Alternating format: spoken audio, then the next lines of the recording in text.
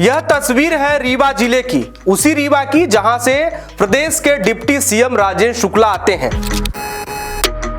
हाट में लाद के ले गए नाकिन लड़का गांव के। एम्बुलेंस वाले भी नहीं आते, कोई नहीं आते। जब भी कहीं सरपंच से या सेक्रेटरी से कहा जाता है कहीं मुरुम वगैरह डलवा दीजिए, कहीं यहाँ पुलिया डलवा दीजिए, तो इनका केवल जवाब ये होता है कि हमारे पास कोई बजट नहीं है। उस सड़क का निर्माण होना चाहिए और इस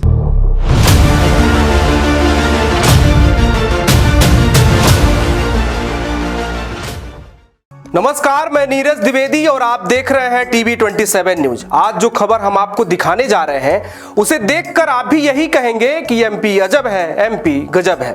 सरकार और सिस्टम में बैठे लोग चाहे जितने भी दावे करें कि मध्य प्रदेश में सड़कों का जाल बिछा है, लेकिन दावों की हकीकत क्या है यह वायरल वीडियो खुद बयां कर रहा है। स्क्रीन पर जो वीडियो दिखाई दे रहा है उसमें कुछ महिलाएं एक बीमार व्यक्ति को खाट पर ले जा रही हैं। ये देखने में शायद आपको लगे कि ये किसी फिल्म या सोशल मीडिया की रील की शूटिंग हो रही है, लेकिन ऐसा बिल्कुल नहीं है। यह एक वास्तविक तस्वीर है, वो भी मध्य प्रदेश की। यह तस्वीर है रीवा जिले की, उसी रीवा की जहां से प्रदेश के डिप्टी सीएम राजेंद्र शुक्ला आते हैं। जनता ने विकास की उम्मीद में विधायक के तौर पर भाजपा के नरेंद्र प्रजापति को चुना, परंतु गंगेव जनपद के मनगवा विधानसभा क्षेत्र की ग्राम पंचायत कुचियारी क्षेत्र के बहरा लाखन खंबिया गांव में आज भी लोग बुनियादी सुविधाओं से वंचित हैं। आजादी के 78 साल बाद भी यहाँ के ग्रामीण सड़क, बिजली, पानी और स्वास्थ्य जैसी मूलभूत सुविधाओं के लिए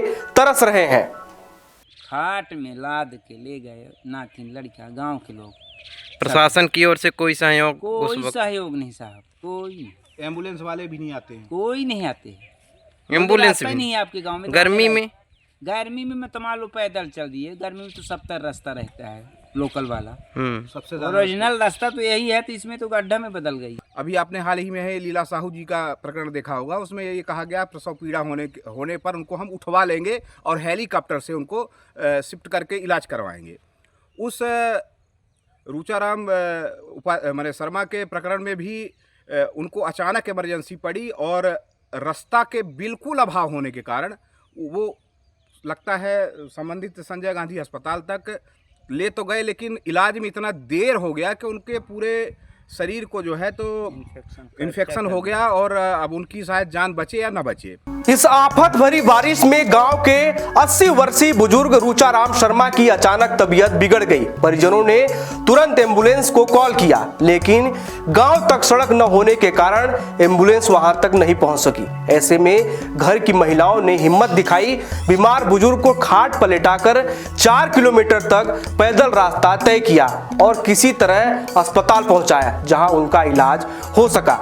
आइए आपको सुनाते हैं इस पर विधायक क्या कुछ कह रहे हैं। वीडियो वायरल हुआ है, जिसके अभी तो मेरे पास कोई ऐसी जानकारी नहीं आई है, लेकिन अगर ग्राम पंचायत घुचियारी से संबंधित वीडियो है तो वहाँ के सरपंच जी को मैंने ऑलरेडी डीएमएफ में उस सड़क की मंजूरी दी है।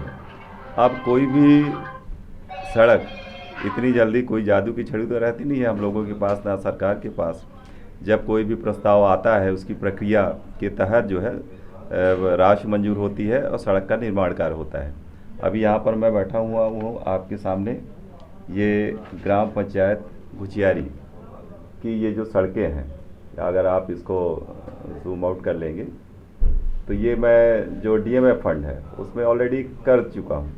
अब यहाँ कर दिए, इसके बाद एक प्रक्रिया होगी, उस प्रक्रिया के तहत वो सड़क का निर्माण किया जाएगा। करीब 2 हफ्ते बाद देश आजादी का 78वां महोत्सव मनाएगा, लेकिन इस तरह की तस्वीरें न सिर्फ सरकार के विकास की दावों की पोल खोलती हैं, बल्कि सिस्टम की कार्यशैली पर भी बड़ा सवाल खड़ा करती हैं। उम्मीद है हमारी ये रिपोर्ट उन जनप्रतिनिधियों और जिम्मेदार अधिकारियों को नींद से उठाएंगी जो अब तक कुंभकर्णी निद्रा में सोए हुए थे, और शायद तब जाकर इन ग्रामीणों को भी वो सुविधाएं मिले जिनका वे पिछले 78 वर्षों से इंतजार कर रहे थे। एमपी अजब है, एमपी गजब है में फिलहाल इतना ही। देश, दुनिया और अपने आसपास की तमाम खबरों के लिए देखते रहिए टीवी 27 न्यूज।